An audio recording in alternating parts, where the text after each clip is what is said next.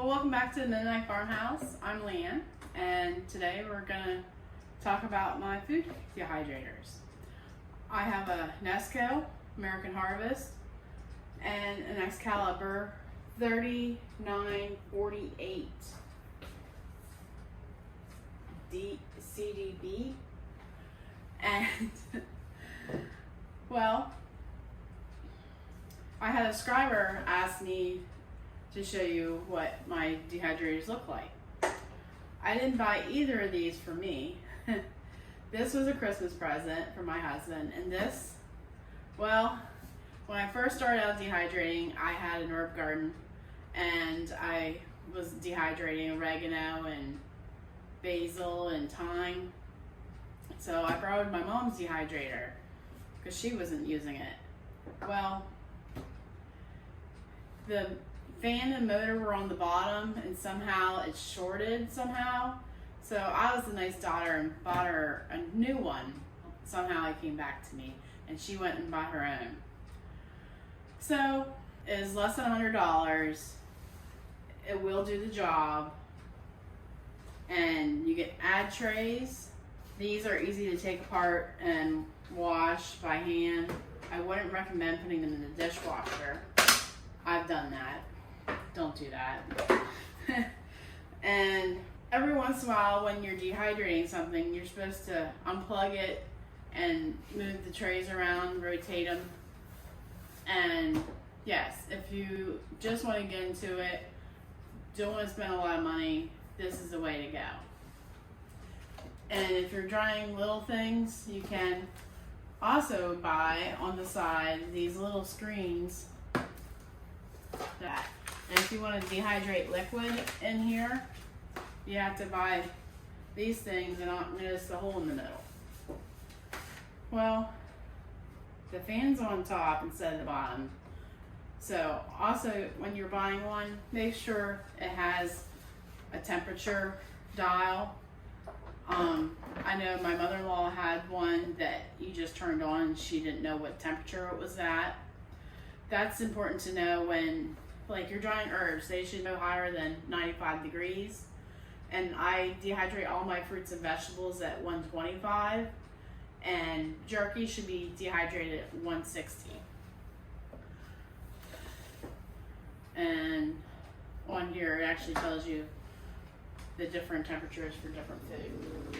And so with the Excalibur, I asked my husband to get me an Excalibur for Christmas, and all I told him that I wanted was the fact that I wanted one that was 9 trays and I could see through it.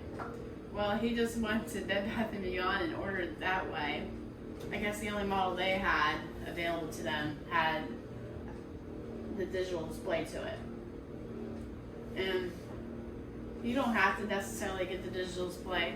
Most YouTubers say don't even bother getting it. Well, if it's a gift, I'm thankful for it. This will actually allow you to program 2 different timers for temperatures. Let's say 8 hours from now, but you don't feel like, you know, dealing with getting them into a jar and all that. So you can just set it down to the lowest temperature until you got up. Because once you turn off your dehydrator, you want to make sure you get it into an airtight container, because it'll start to gain moisture again and possibly go bad.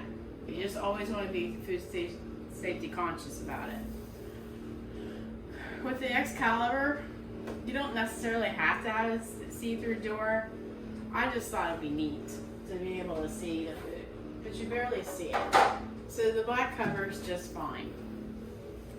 And these for an extra cost, I just bought mine off of Amazon for like $11. But these trays are plastic, and the screens are plastic. And I like the ability to use these sheets, especially for when I want to do purees, like the strawberry puree video that I did earlier, and when I do pumpkin puree and sweet potato puree. It's so easy just to dehydrate it with these sheets. And with with this, you can also, if they don't fit, like if you use this to dehydrate like big basil leaves or something, you can easily just take the tray above it out, which is another nice feature that you can't get with the Nesco.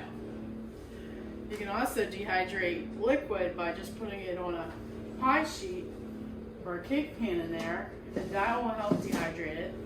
Like I've seen in a video from Tulu Creates. She dehydrated vinegar a couple months ago, and I thought that was interesting.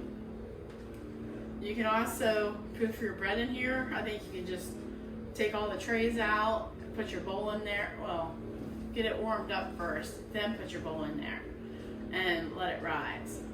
I usually put my bread in the Instant Pot because you can control it to 91 degrees and it rises pretty good and pretty fast if you have a cold house. My thoughts on between the two, this is a higher voltage electricity wise, so it's more efficient in my eyes and it's worth the money. I wouldn't necessarily buy this model, but I would buy a 9 tray with my needs of having a huge garden. I find that very necessary, and food scarcity is alive more than ever.